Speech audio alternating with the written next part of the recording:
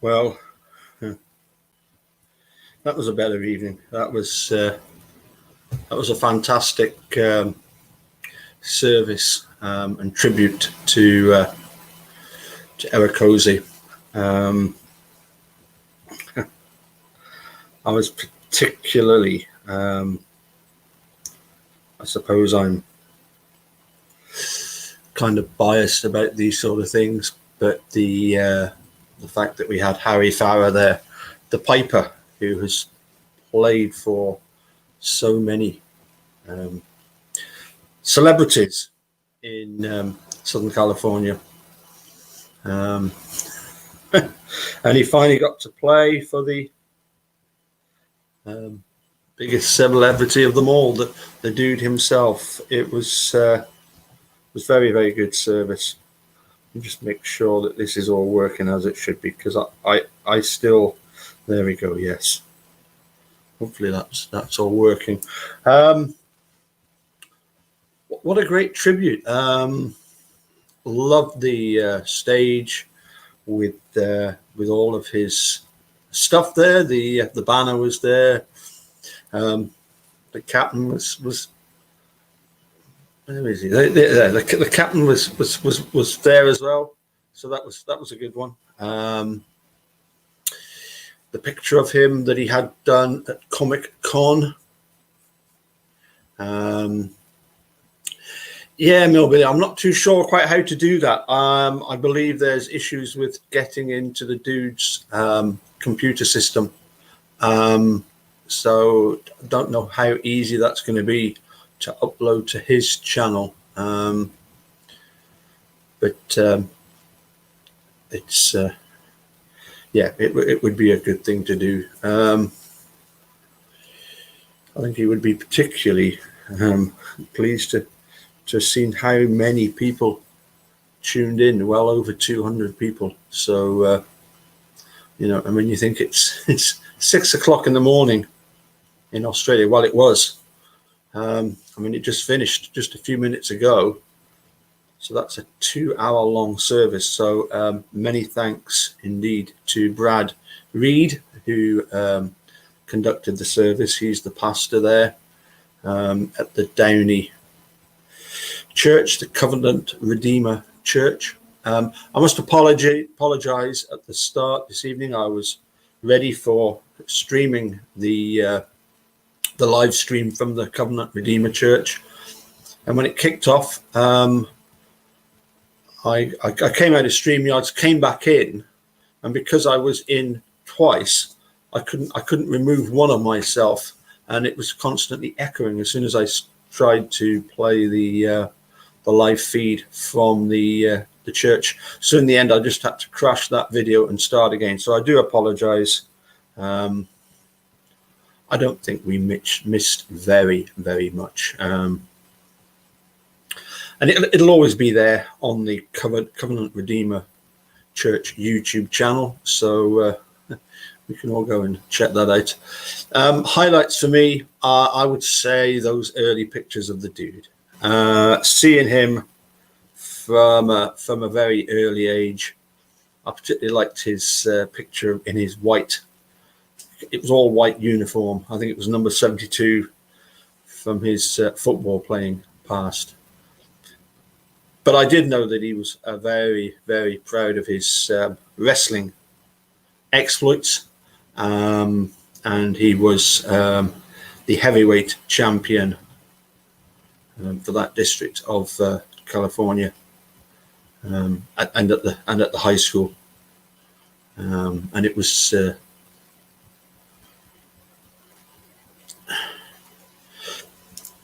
great to see all that. It was great to hear Greg, Uncle, and Jose. Now I know why the dude knew so much Spanish terms, because he had Jose to help him. Oh, by the way, this is no excuse needed. We're going to send him off in proper style today. He's left me nearly a full bottle of Jura, so this will go down very, very nicely indeed.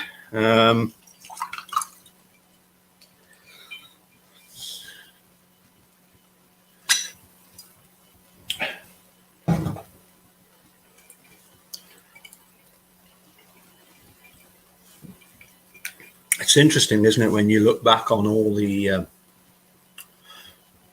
things that that the dude has done. I must admit, I keep trying to go back as far as I can to the beginnings of, for example, my chat with him. And in the end, Facebook Messenger just gives up, and the whole lot crashes, and decides, no, I can't keep up with how far back this stuff goes. No,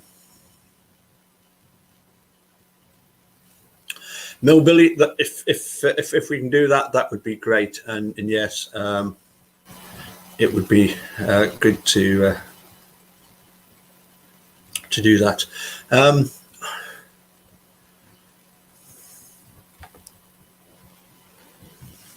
No. I'm afraid. Look, I have tried Dr. Pepper. It's okay. It's you know, I mean, I don't dislike it. I used to wind him up about it, of course, but no, I think something slightly more traditional than Dr. Pepper. I think a really good Jura is definitely the way to go. It comes in gem.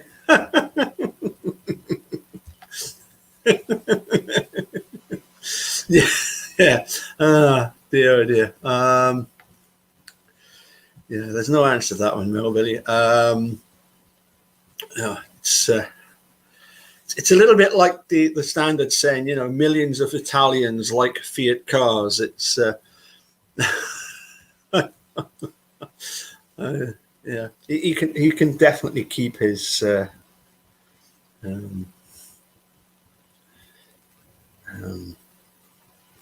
Dr. Pepper.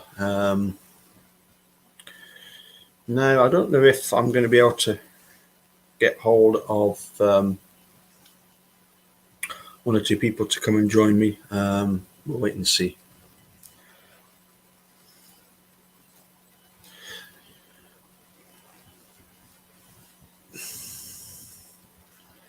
There were so many things I wanted to talk about in that service that were so good, and I know I should have written a whole load of them down. I'm sure you'll have your favourite bits. Certainly. Well, let's try and think. I mean, we had a lovely tribute from Julie. With the assistance of Fen, and it was great that the Making a Murderer community had an actual presence in the actual church there, you know, to go along and represent the whole community. That was great.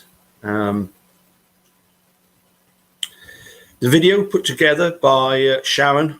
Yes, I had seen that before. I must admit, Mark had kept his bit under wraps, as it were. He asked me to do a little bit, which I did, obviously. But I didn't quite know if it was what he wanted.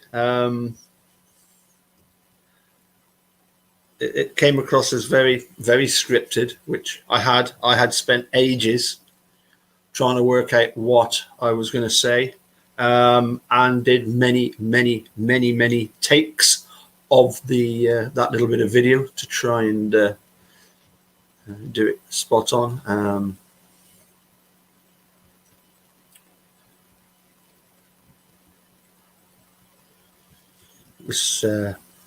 It was great to see the control question, the T-shirt.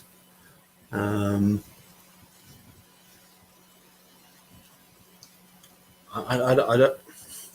do remember how it came about. It was something that, for those of you that ever watched some of his early videos, it was something that he'd picked up on. That part of the interview with Brendan, it just didn't make sense. particularly the way that it was being presented by the Regan Fassbender, and also the way it was being presented at the oral arguments at the first Seventh Circus hearing. And it just got to the stage where he would constantly he would talk about the control question. There certainly there was a period of like 3 or 4 live chats that I got to do with him.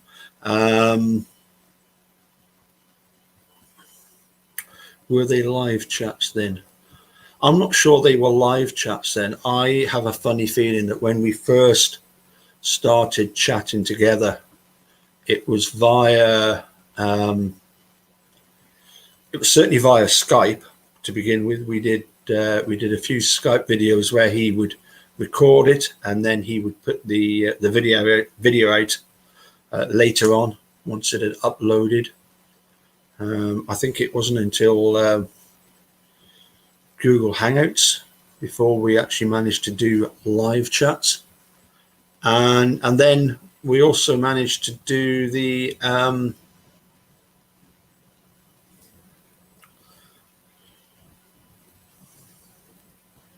it was the Google Hangouts that we did the live chats, and then of course that's right, Google Hangouts. You could have quite a lot of people on at one go.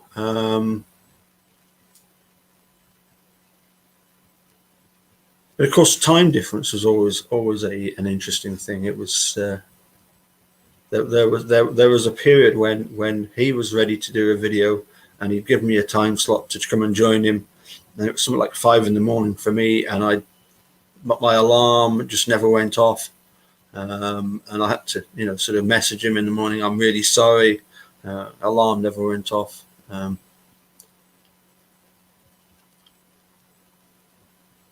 it was always, I say he was always available. I think that was one of the things that always struck me. He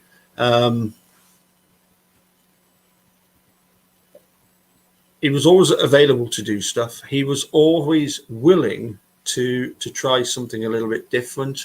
We did some things just purely for fun, which he wasn't sure about, but he gave them a go.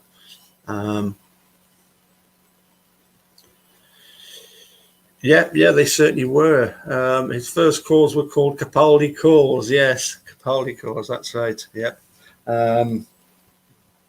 I've no idea when he decided to call me the Mad Havering Scotsman.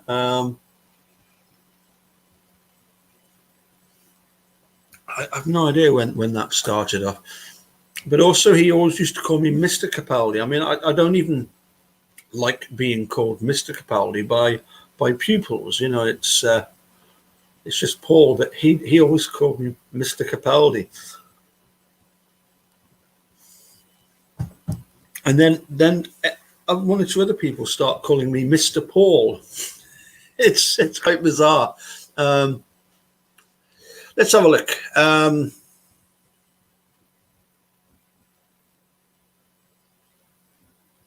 There was a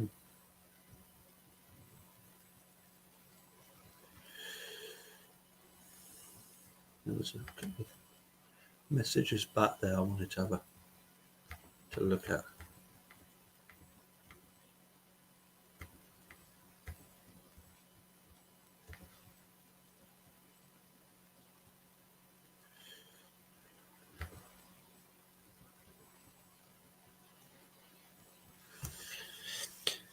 Well, Charla,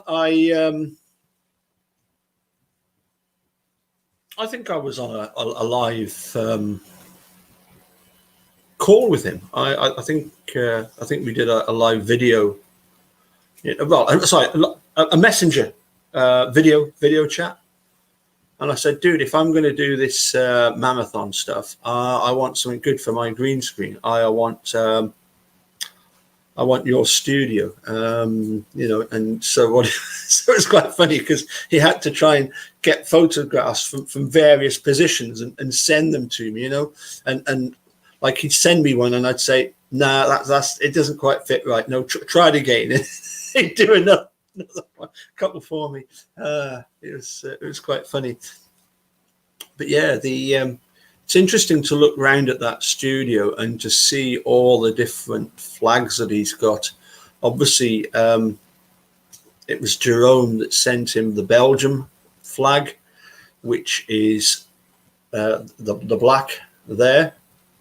It goes black, black, orange, black, yellow, and red. Obviously, you've got the lion rampant up there. That little thing, that little flag in the corner,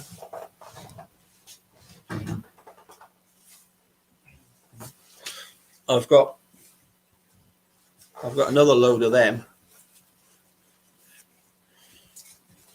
This is what I sent him. I just got the bunting and just sent it to him.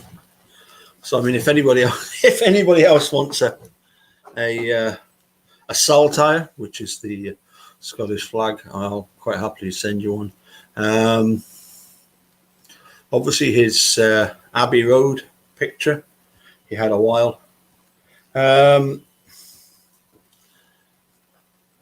You'll see behind me, he's got an air conditioning unit, and when you see the pictures of it when he first put that air conditioning unit in, you can see some of the wire work and stuff where it went in. And for some reason, he wasn't happy with that. So he went and got this tubing, and he sent me a picture of it. He was very, very chuffed because he'd made it look, as he called it, it was the sort of steampunk theme, was what he called it.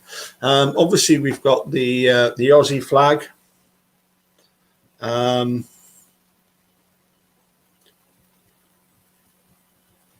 Aussie flag there. I have a funny feeling that was Penelope Muldoon that sent that, gave that to him in Australia, but I could be wrong.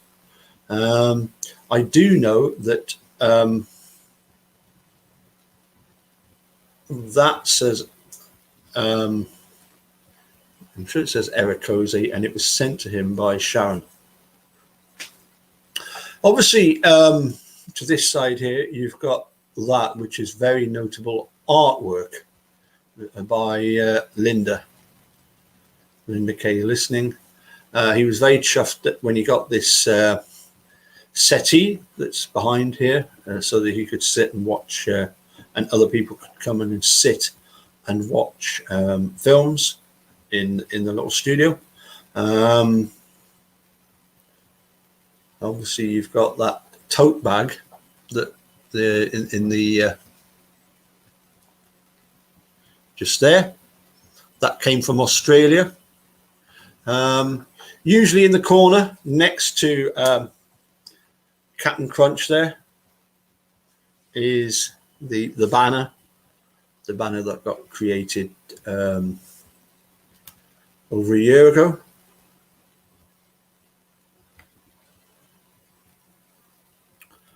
I don't know about the Challenger Way thing. I did ask him about it a long time ago. I can't remember what it was about, but obviously he was a keen Doors fan.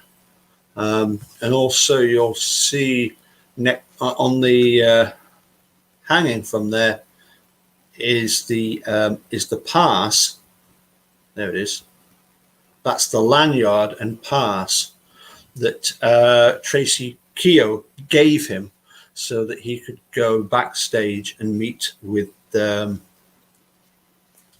Steve Drizzen, Laura Nyrider, and David Rudolph. Let's see, what have we got here? We've got some more people have joined in on the chat.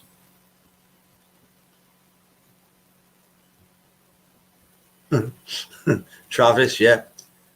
I it was Mark that said that he liked the O is for organised. I said about the, you know, it only took him 3.5 months to sort out a passport and visa. Within 2 hours of the flight taking off, that takes some sort of organizational skills, doesn't it? Yeah.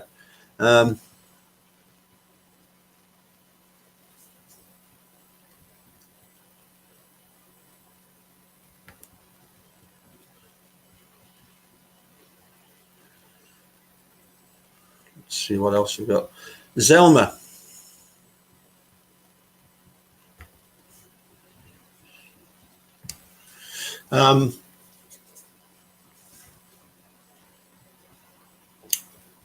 Myself and Travis, we did a video about Outcry. We would particularly like to have a chat with you about that. So if you're up for it and could spare us a wee while just to have a look at that case, it's exactly. I can assure you, it is exactly the sort of thing that he would, the dude would be looking at.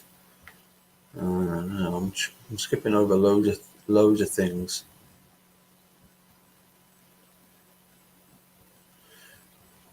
Mm-hmm. Thanks, Bob.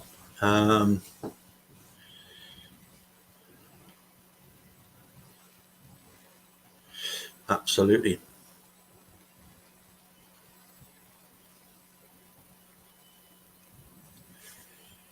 And yeah,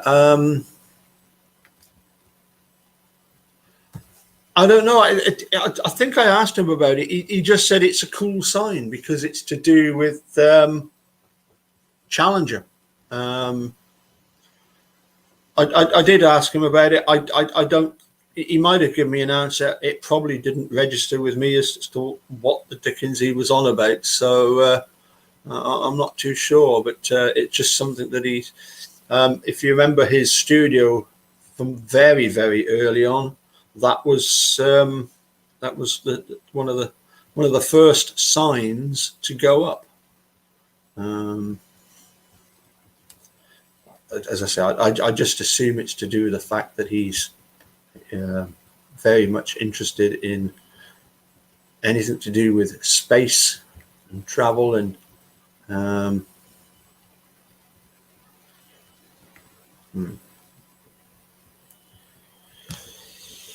yes, he sent me some very interesting things.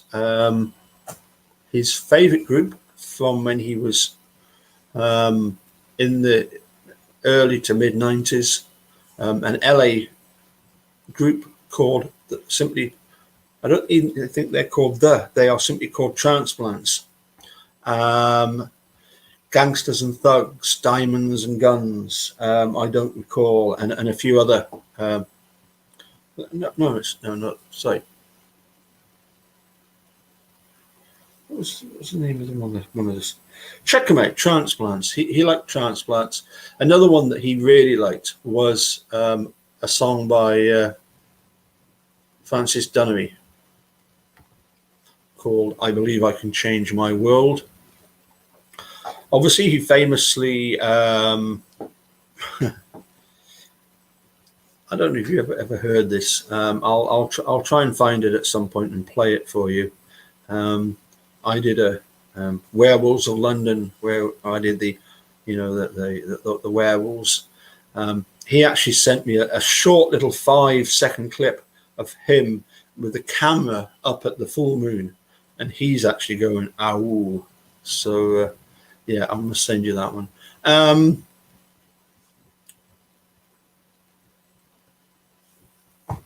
I must admit, I did give him tremendous stick, and deservedly so, for his awful rendition of "God Save the Queen."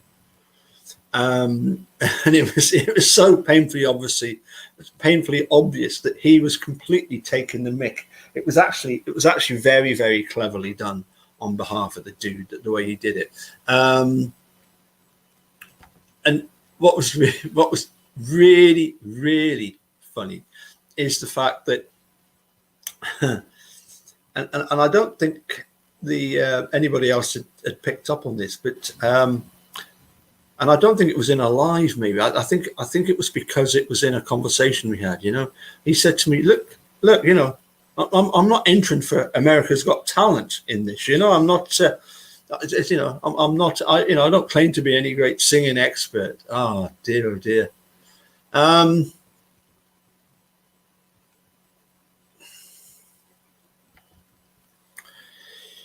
He was definitely planning to do so. You remember he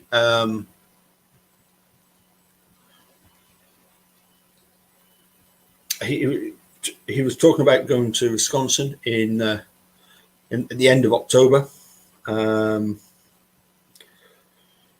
I think the reason for that was because the trip to Scotland that he was hoping to have this year, obviously with the lockdown in place, wasn't able to do that.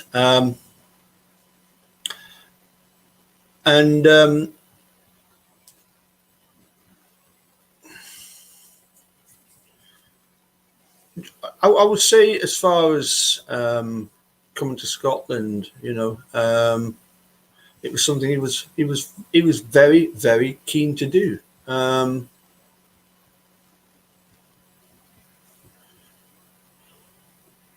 So let's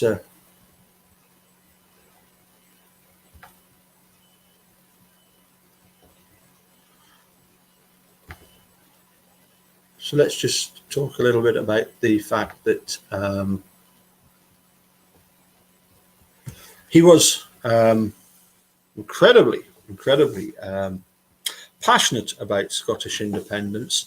He used to give me almighty stick. And I used to say to him, I don't like sort of getting political about things. On the other hand, I realised that the framing of Stephen Brendan, and in particular the fact that Making a Murderer came out and Wisconsin are still trying to hold on to these convictions, that is a very political thing. They don't want to they don't want to let them out. So he did used to give me stick for not offering much of an opinion when it came to Scottish independence. And I actually said to him, well, being the age I am, it's not really up for me to talk about Scottish independence, because surely at my age, it's what we leave for the next generation. And I think that was the reason why I said to him, look, I'm not going to debate you about Scottish independence. I'm going to present to you the arguments from both sides.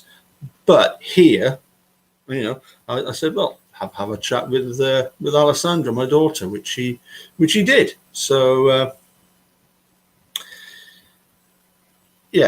Scotland was certainly something that was of great interest to him, and in particular, he did like the program Still Game, and Sharon sent me a wonderful clip of him. He'd recorded a little bit of Still Game, just the audio, and then he's asking Sharon, what on earth are they saying? I cannot understand a word of this. And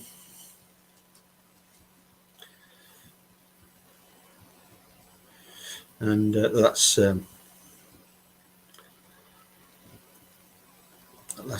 what he sent, and I can't help thinking that there's him saying he couldn't understand some of the Still Game dialogue, sometimes he would send me words. He would use words from his dialect over there in Southern California, which had these Spanish connections, and I just hadn't a clue what on earth he was on about. And from time to time, he did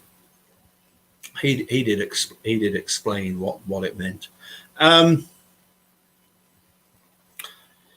Yeah, I think. Yeah, I'll pop that up. That yeah. But I would also point out that he absolutely loved all of the people that got in touch with him, that commented on the videos. His sort of motivation when he was in Australia, when he saw the itinerary that Mark had put together, he was actually going on about the fact that, you know, will I have time to do this and do a live chat? Will I get a chance to meet people? You know, absolutely. But he was just worried that there wasn't going to be enough time to do everything.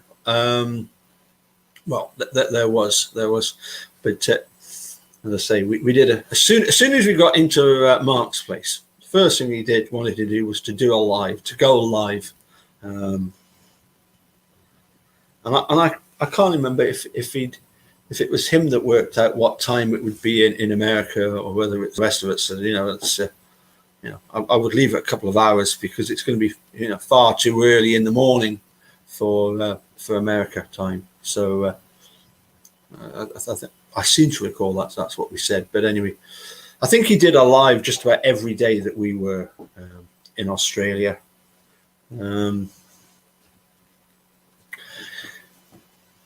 seeing those pictures with Steve Drizzen and Laura Nyrider, that really, really did make his, it really did float his boat. Because what happened was that everybody else clears off. Okay, so there was no chance of doing anything with the banner as people were leaving, because he was given by Tracy Keogh that that lanyard there, so that he could go and meet them. I think Tracy came up to us at the end of the day and said, you know, I've got a spare lanyard if you want to go, and you know, there you go, dude, on you go and, you know, you've got the t-shirt there, go and do it. He was so excited that he'd actually got to meet them, and of course, what was really floated his boat, what really made it big for him, was the fact that he was speaking to David Rudolph, and then he got the opportunity, because Stephen Drizzen had finished talking to one person, and it was Steve Drizzen said, "You're Eric Cozy." You know, and that's the sort of recognition that, to be honest, that really did. You know, he wouldn't shut up about it for the rest of the tour, but you know, not a bad idea at all.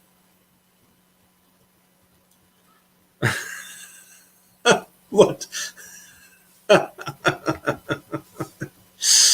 What branded name is on your earphones? Does it say Richard?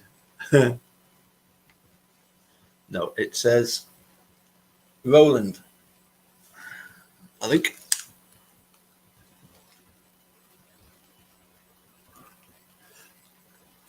You can see that better now, yeah, Roland. But yeah, maybe I'll.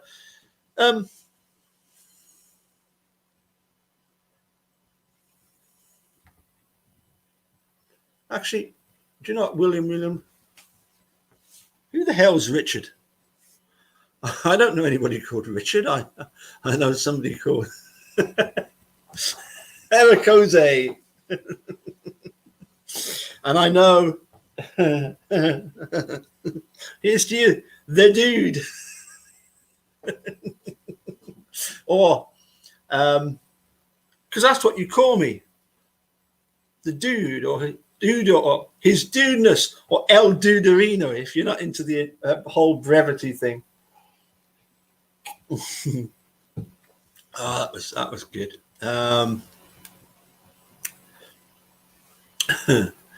Yeah, that was an interesting thing with him. He was very, very careful. You heard Greg talk about the fact, and this was very true, that when he started doing his YouTube channels, it was very much a case of they didn't want to have showing up at work YouTubers to do the case. Steve didn't want that. The family didn't want any of that, which is quite understandable. That you don't have a load of people turning up for the from well, not that it would be a bad thing.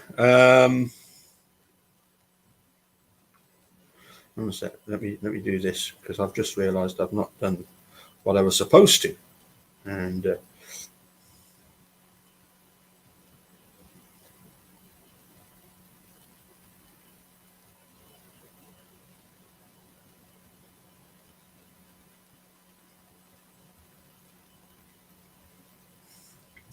so let's see if that works.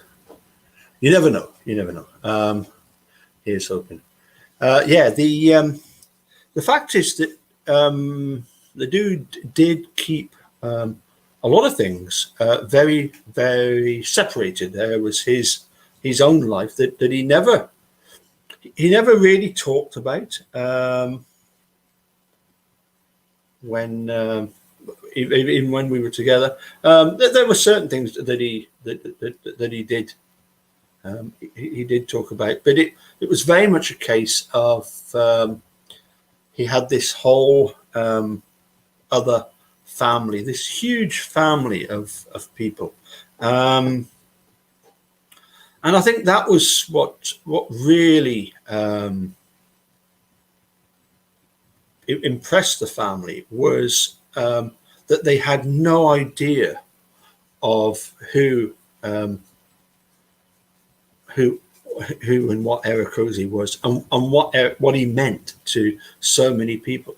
I think that came as an incredibly an incredible surprise to suddenly discover that there was this guy that they knew as Richard, who who went off into his hut every other night or every night for a couple of hours, had no idea of what was going on. Anyway, I tell you, I'm just going to go and see if I can get something sorted out chat wise. Just bear with me. Just 2 minutes. Go and have a go and grab yourself a whiskey or a beer or something. I'll just be 2 minutes.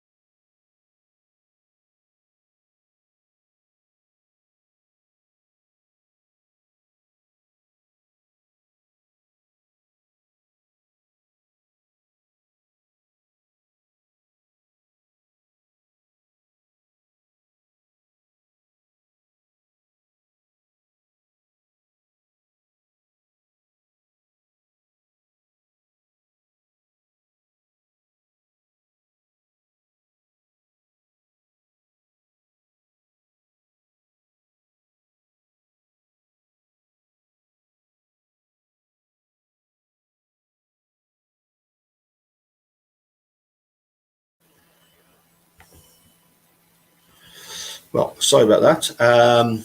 But I was getting messaged from Mark and Greg. So if they're able to come along and join in, then all well and good. And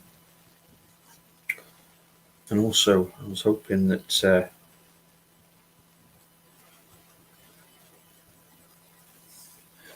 if they join us, all well and good. I do have somebody right here who had the benefit of meeting up with the dude in Manitowoc, and obviously knows well, particularly Mark very well, and Stacey. Mark's been here to the house a couple of times on his travels, and of course Stacey. The second time that Mark came, he pulled a huge surprise on me by having Stacey here. Anyway, I think she's ready to join us now. Are you ready to join us? Yes. Yeah, come on then. Which side do you want to sit on? Whatever.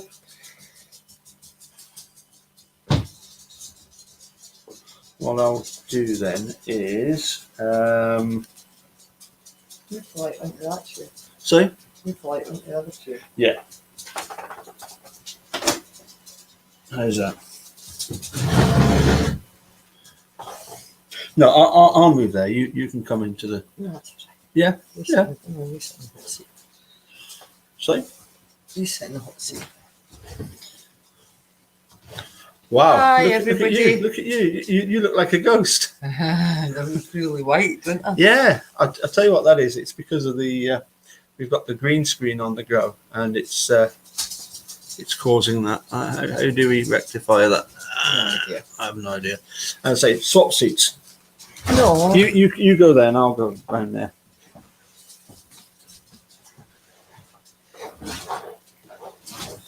I look better now. You do. What have we got saying? I put the glasses on to see what's been said.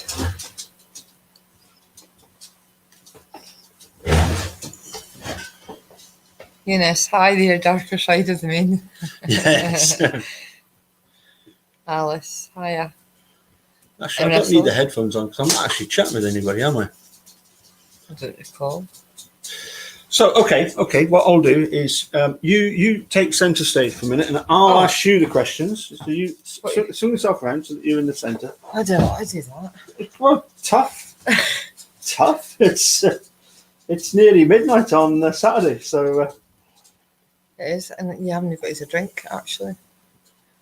what do you want? Well, Stella? guys, that was a really great service. It was, yes. Very fitting for Richard. Mhm. If If somebody wants to join, just click on them, okay? God, I don't know. While I bet you a Stella. I think you want a Stella.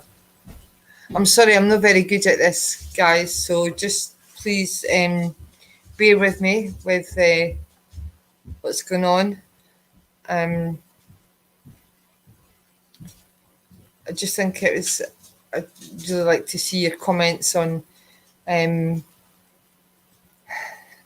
Carl, you have got the same name as your grandmother. There's no many Eunices going about in the world, I don't think. My mum is called Eunice as well, so it's kind of family history going on there.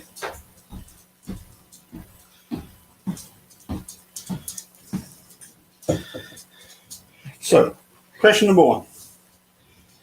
Question number one. When you finally met the dude in Manitowoc, was he more or less how you expected him to be? Or were there things that were different that you weren't expecting? You know, how did he sort of stack up to, if you like, expectations? Was he loud? Yeah, he was very loud. Was he big? Yeah, very big, very big. tall. And he's about And what, just- 6'3", 6'4"? It was. And size of feet. He once told me he was size 13. Size and I would 13. find out when he kicked me up the arse.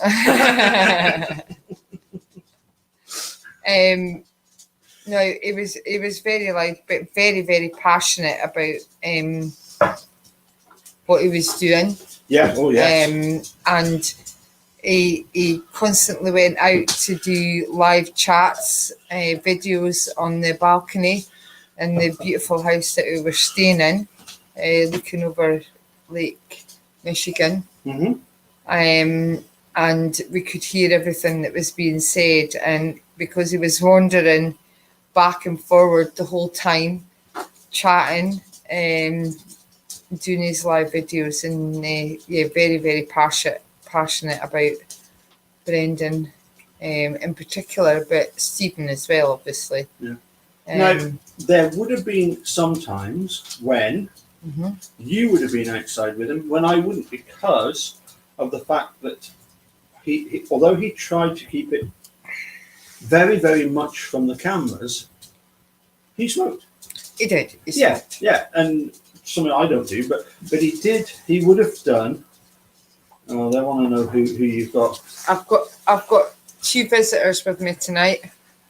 This is she's called Grace, and this is her daughter. Oh, I'll pass it to you. And she is called Flower. These are my two friends for the weekend, aren't you, girls? Yeah. So they're running around. Their little feet are tinkering about the place. So if you hear any little rattlings going on, this is who it is. Little ratlings, yes. Very true, little ratlings. But Eric Cozy, I mean, obviously I was on some live chats with him as well. He's very passionate about independence for Scotland, and at one stage he had our daughter on, Alessandra. Tell us about your thoughts about independence, because I'm a bit like your dad when it comes to independence. If the youngsters want it. You know. Yeah, my dad's opinion on it was that, my dad was always very much a Tory man, and thought that Britain should stay together, that we were a nation and we should stay together. Stronger together. And I think that was probably to do with wartime, the way he was brought up and stuff. But then as the topic of independence was coming up, he actually, when we were doing the vote, my dad spoke to all his grandchildren about their opinion, because what he said was that it wasn't going to be him that saw the benefit of it. It would be them. And he would vote the way that they wanted him to vote, because it would be them that would be living with whatever decision was made. And the majority of the grandchildren wanted independence, so that's why my dad, God rest his soul, decided that that's what he would do. He would support his grandchildren because it was what he wanted, what they wanted, and that's why he voted for independence, even though the percentage in the borders where we live is 65% are for staying in Britain. We are the highest percentage in Scotland where they want to stay as a nation. And my sister, who is very, very staunch SNP and goes to all the rallies for independence, is very much disgusted at the way that people think in the borders. But the problem is that the people in the borders, the majority are 70s and upwards, and have always lived in they don't want to upset the apple cart. They don't want to change the status quo. Well, they are happy with what they've got, and they fear but it's a lack of understanding because Yeah. they're not willing to listen. Yeah. Yeah. Um, I mean, in actual fact, when to it what's came to actually the going on. independence referendum, was it not a case of it was only London, one other area in Scotland? Was it London, Scotland, and Northern Ireland that voted? Oh no, sorry, on Brexit. That it. was Brexit. Yeah, Brexit. Yeah. Yeah.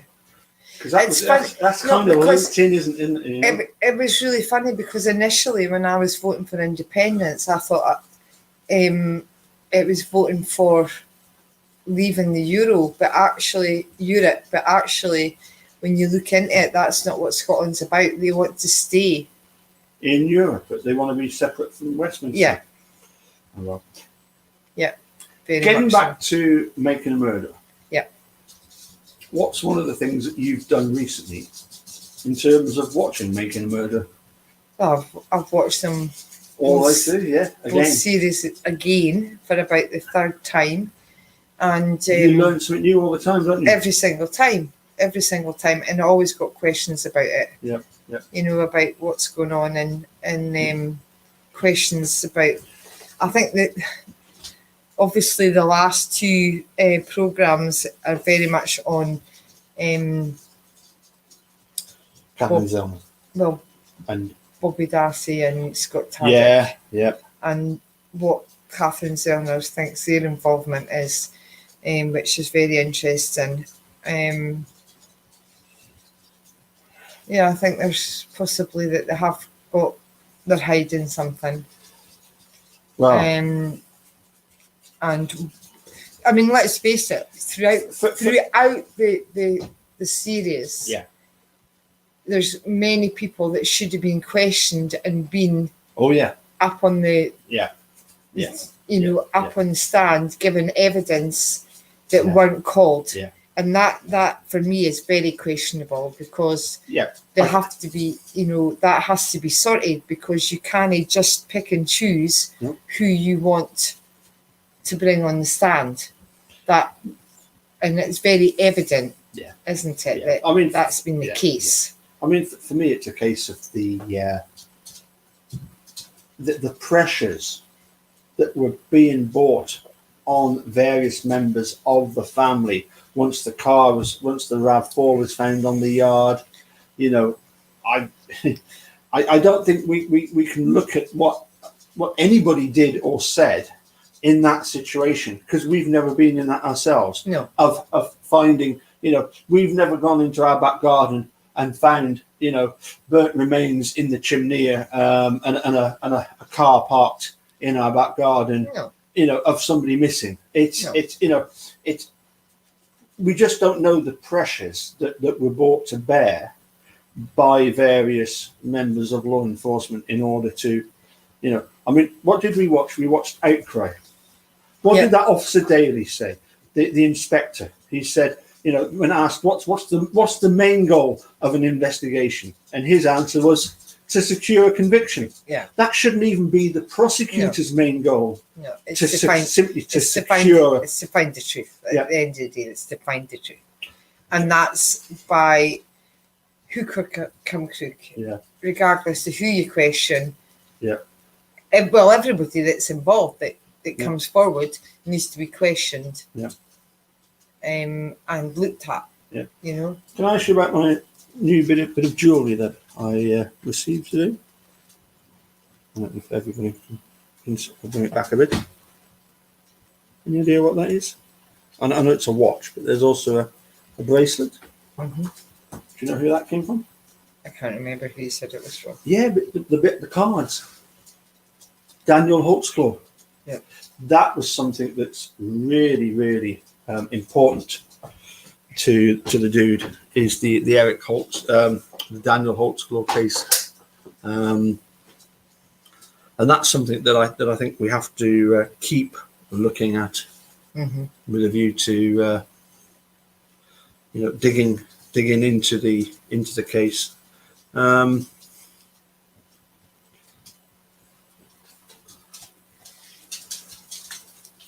Something else I was going to ask you about.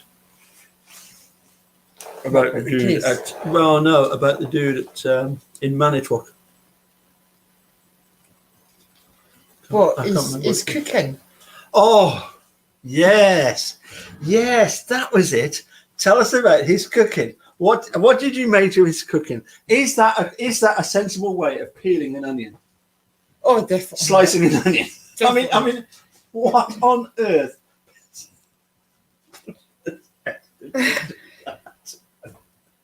That was The just- carnage Oh. that was left. I mean, there could have been bits of fingers everywhere. yeah.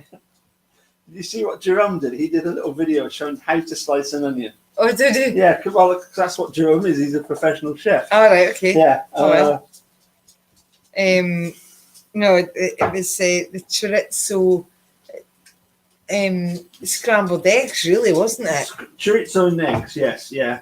Did you try some? Yeah, I did. It was I actually. don't it was think quite I nice. did. I don't think I did. I think Yeah, you did. did I? Was Yeah, that- you did. did I suffer some? Did I? No, you enjoyed it. No, I'm not. Sure. But no, what was really nice about it was that, we're all, because of the situation of the kitchen, and we were all kind of sitting up watching him and talking to him while he was doing it. He was like a kind of master chef kind of thing.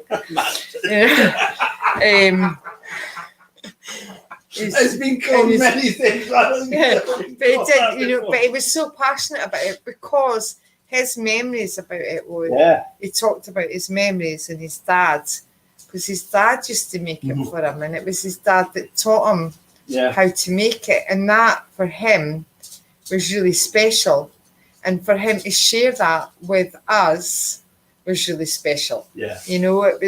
That was really quite memorable as far as I'm concerned. The other memorable thing was the bedroom situation, where we were very fortunate that we arrived quite quickly at the house and was able to secure our own bedrooms pretty quickly. And Paul and I were in one room, and But all the ladies were all upstairs. all the ladies were So upstairs. therefore, the dude ended up next And to us. he was And- in the room next to us. and It he was was- shared the bathroom, a Well, Jack and Jill bathroom. He was not happy about And, the fact that on the Sunday morning I got up before him, and yet I'd had an absolute skinful. yeah. But no, that you reminded me right. His singing and dancing. What would you say about his singing and dancing? Memorable. Interesting. His choice of music as well was quite interesting, because was it no him that introduced you to that song that you play all the time? Oh yes, It was, wasn't it? it's the so the I've got friends in low places, yeah. where the whiskey drowns and the beer Chases the your blues away. away. It was him that introduced you to that, was it not? It was indeed, and also I mentioned earlier the transplants as they're called, and also Billy. Is it somebody called Billy Currington?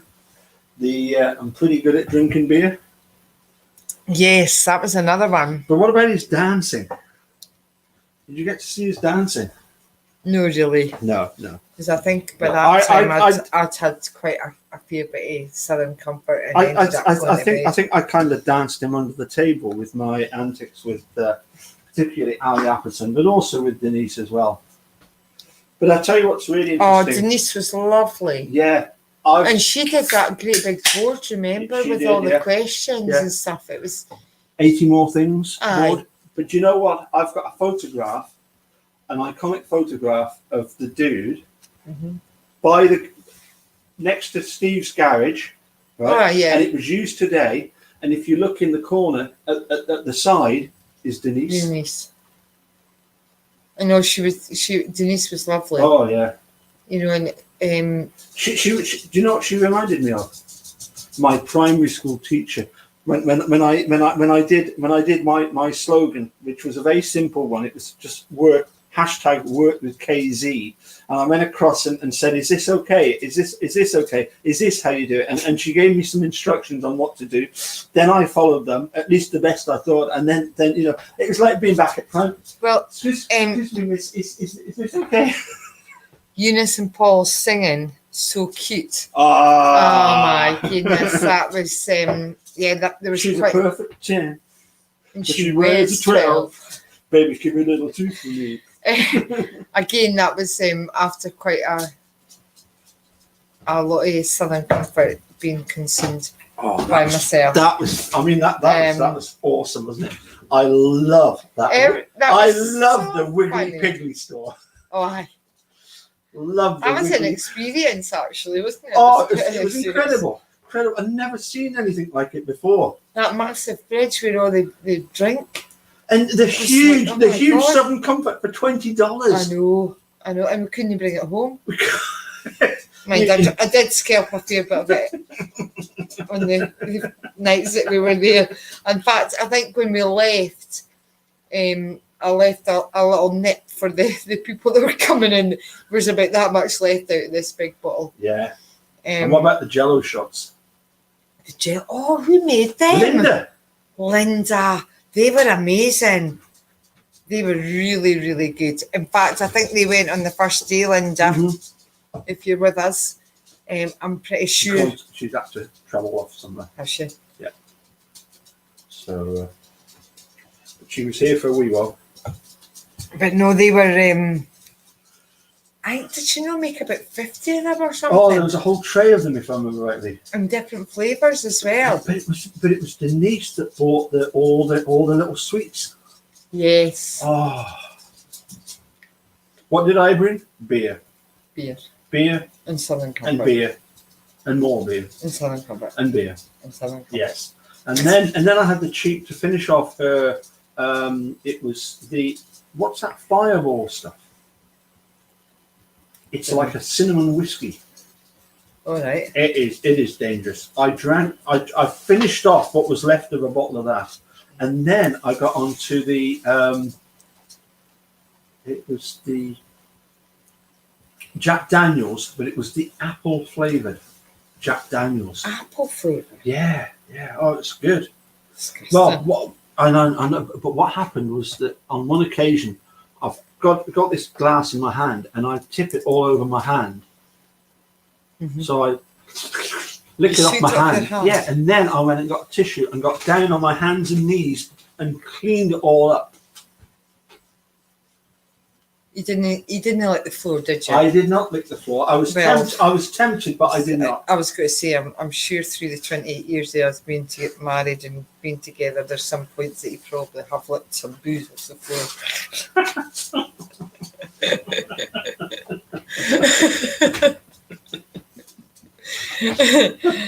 You are terrible. You are terrible. I don't know why I invite you to. Yeah, we were talking a couple of weeks ago about when we first got married and before we had children, and I was at a hen do, and Paul was at a stag do, and when I came home, we lived in a flat in the third story flat. Third floor flat. And third floor flat, and I came up the stairs. And when I got to the top, the front door was wide open and there was a pair of trousers lying at the door. And then I walked in, the bathroom was, when you went in, the bathroom was on the right-hand side. There was Paul's shirt lying, and I think probably his underpants. Basically debris everywhere. And where did you find his shoes going along the hall, and I goes into the living room and he's lying across the settee, stark bollock naked, snoring, wrecked, totally and utterly wrecked. And I just left him there. I just left him there, went in my bed. And I think he obviously joined me at some point during the night or in the early hours of the morning. Was that Matthews? But, no, it was Steve Wright. Oh, yeah. Well, I went to Matthews as well, didn't I? Oh, it was Steve Wright. Yeah, Steve Wright. Yeah, I remember that. Yeah. Well, I don't remember it. You don't remember it. I know who Steve Wright is, though. And it's not a disc jockey. No, it's a bus driver. I was a bus driver. Yeah. At the time when Paul and I first met, I was a bus driver. Do you know that when it comes to reading music, right, if you have a treble stave. The 5 lines give you the notes of E, G, B, D, and F. Right. And we remember that by the mnemonic of every Gala bus drives fast. And I've said that to multiple people, and they said, I've been on a Gala bus and it didn't go that fast. And I've said, but did you ever go on a Gala bus when my wife was driving the Gala bus? Because I tell you, I can only think of one person who drives quicker than you, faster than you, and that's Carla Chase. She is pedal to the metal.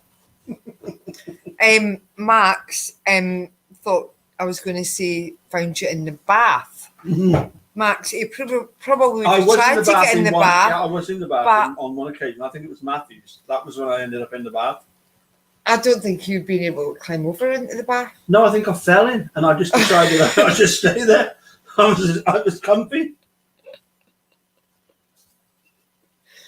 I don't think it was a case of I chose the bath. Another story about the bath. I'll never forget this. It was when we had our second daughter, and oh God! Oh no!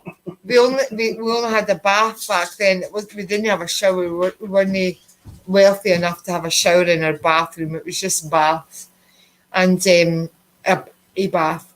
And Paul used to, if he was having a bath in the morning, take the girls in with him, and they would have a bath, so it would save having to fill the bath twice to bath them after he'd been in. But this particular day, Paul said to us, do the kids ever poo in the bath? And I said, no. I said, there's no way they do that. I says, it kind of closes up, and they don't, they're not able to do that. And I went through to the kitchen to do something, and all I hear is this, "You're a bloody liar." I was, what are you on about? I came through, and he was holding Emily under her arms, up in the air. She's shit in the bath. She's shit in the bath. And he's standing up out of the bath. I can't believe that she's shit in the bath. And I was absolutely killing myself laughing. I was like, oh, really? Oh, it's funny. Dear. It's funny. Yes. Yeah, that is very painful memories. That is. No, it's fun memories. No. That was not good. And she was just a wee bit, and she was only 2 or 3 weeks old or something at the time, or months old. She's just tiny. Well, she wasn't tiny because she wasn't tiny when she was born. No, she was not tiny when she was born. She was a bruiser. Yes. Yep. Anyway, it's a different story. Yep. Okay. I think that's time to. There's stuff that you can see there. Your daughter will be loving us. She will. If she saw it, she would be absolutely mortified at us. Well, of course, I've got the other famous story about Alessandra and Emily. What was that one? Well, when I made breakfast for them. Oh, yeah. You're going to recite that one? Well, unfortunately, our youngest daughter, she was only 2.5 when she was diagnosed with type 1 diabetes.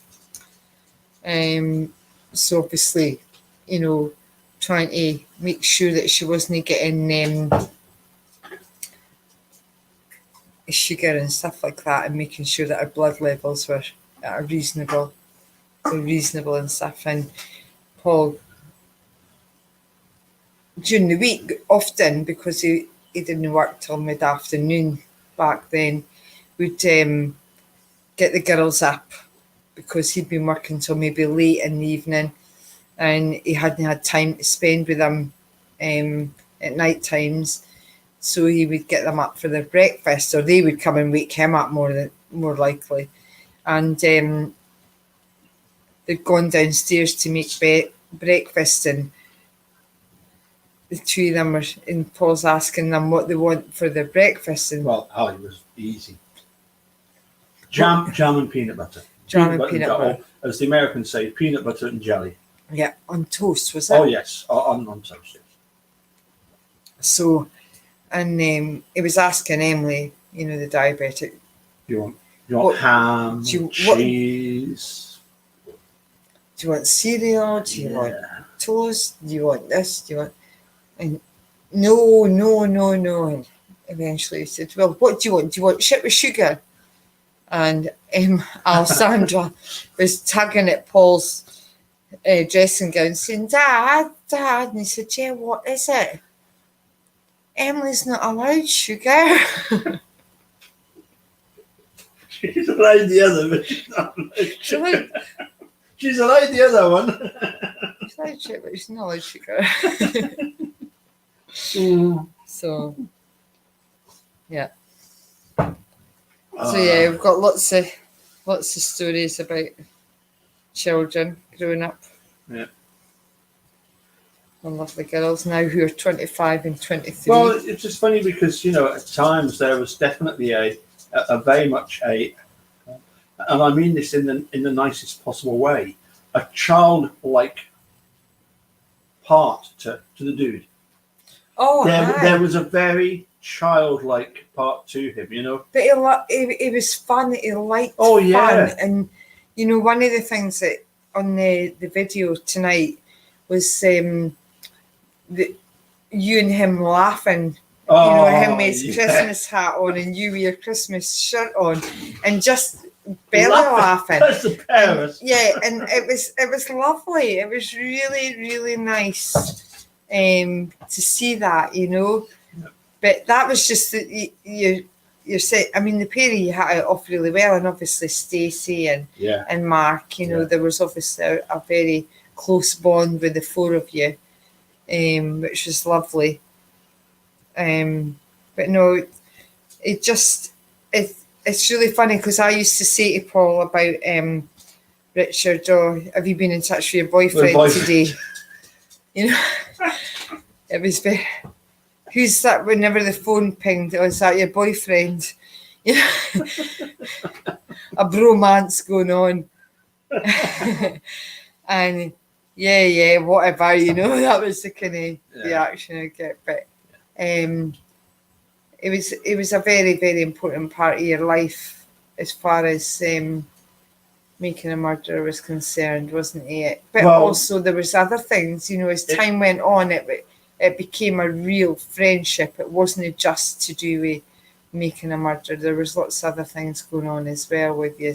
Well, I remember when Google Hangouts first started. Yeah. And he was desperate for me to get on the train when it came to that, and he actually did a video just for me. Yeah. He said, "I'll do you a video," and he did. He did me a video about how to use Google Hangouts, and I followed the video, and basically it showed me what to do, and I managed to do it. Yeah.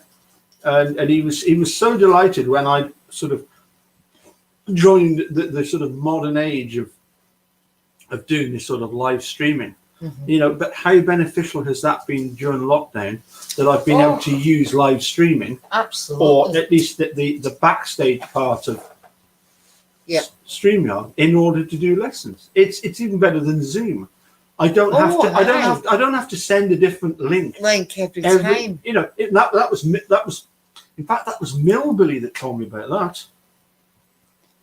The fact that you've got this backstage area that you can use anytime you like. Yeah. Even when you've finished a video and you've published that video, that link is still valid, and you can come backstage after the video has been aired months later. Yeah. It's brilliant. Anyway, are you going to say cheerio? Grace is saying cheerio. Yeah. So it's goodbye from Grace. And it's goodbye from Flower. Flower. Goodbye from Mum and daughter. And it's goodbye from me. Night, guys. And Richard, you're always going to be in our thoughts, a big part of our life. very much so. Yep. Yep. Yep. Gone but not forgotten. And still watching over us. You know, he'll be busy watching this later on and telling I hope he's met my dad. Oh, I'm sure he has. But I'm sure he's going around telling everybody. You know. My dad watched Making a Murderer. Oh yes, yeah. Couldn't believe it. it. Couldn't believe it. Yeah. You know the ridiculously of it. Yeah. Yeah, my dad was 80 when he died, just Yeah. last year, and I'm very, very much in fact, Stacey and Mark met my dad when Yes. they were here. Yep. And had lots of reminiscing about Canada and about Australia as well, because my dad had been to both Yep. countries. So, both met my yeah. dad. Yeah. There's been a few countries that your dad's inflicted his presence upon. There has been. And drank lots of Scotch whiskey in them. Take care, guys. Yep. Cheers. Thanks for all your comments. Oh, one more. Here you go. Toast. Toast. Cheers. Cheers, dude. Rest in peace, guy. Hey, dude, take it easy for the rest of us, okay?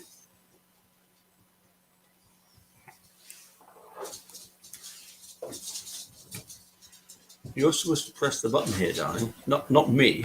Sorry. I can hardly see what I'm doing. You're supposed to press the button.